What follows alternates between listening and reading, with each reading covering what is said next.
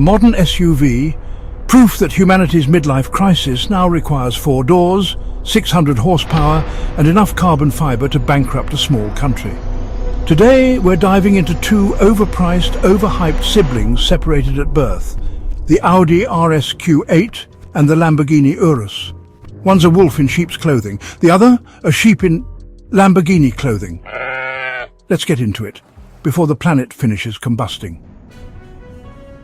Born from the same German-Italian corporate marriage, thanks Volkswagen Group, these two share DNA like conjoined twins. The Urus debuted in 2018 as Lamborghini's version of a family-friendly SUV. Because nothing says school run like a 4-litre twin-turbo V8, the RS Q8 followed in 2020. Audi's answer to the question, what if we made a Q7, but angry? Under the hood, literally the same engine. Swap the badges and even a mechanic might weep. The Urus shows off with its fighter jet angles and enough Alcantara to upholster a spaceship.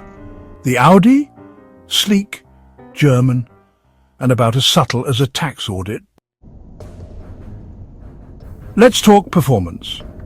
The 2025 Urus SE, Lamborghini's new hybrid, pushes out 800 horsepower, hits 62 miles per hour in just 3.4 seconds and tops out at 194.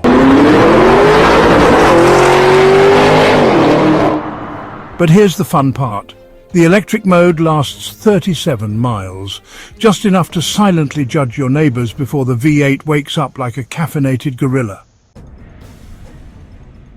Meanwhile, the RS Q8 performance brings 631 horsepower, does 0 to 62 in 3.6 seconds,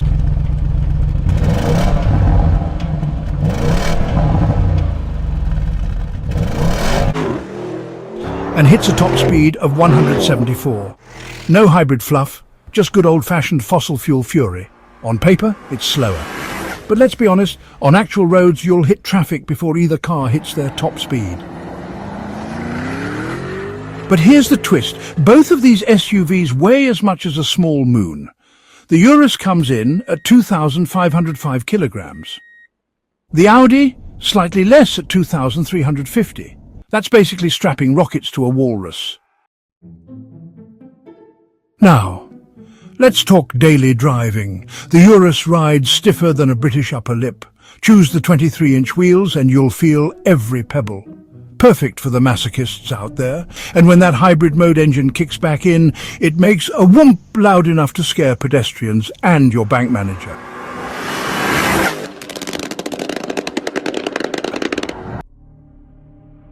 The Audi, on the other hand, is surprisingly livable.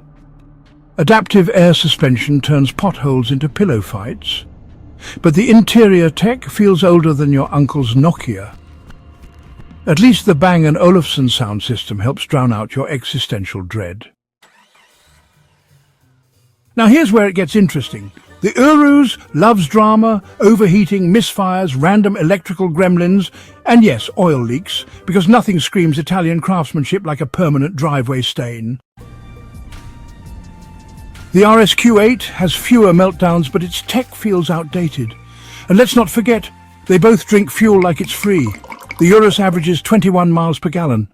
The Audi, a thrifty 22. Mother Nature is thrilled. Now let's talk about the part that really hurts the price. The Urus starts at £208,000. That gets you the badge and the bragging rights of outpricing a house. The RS Q8, £135,000. Still absurd, but at least you'll have some money left for therapy when buyer's remorse kicks in. And guess what? The Urus holds its value like a diamond-studded Rolex. The Audi drops value faster than a TikTok trend. So, which one wins? If you want theatre, big exhaust notes, Instagram clout, and a ride that crushes your spine, the Urus is your guy. It's a Lamborghini first, SUV second. But if you want a daily driver that won't bankrupt you in maintenance or self-respect, the RS Q8 is the smarter choice.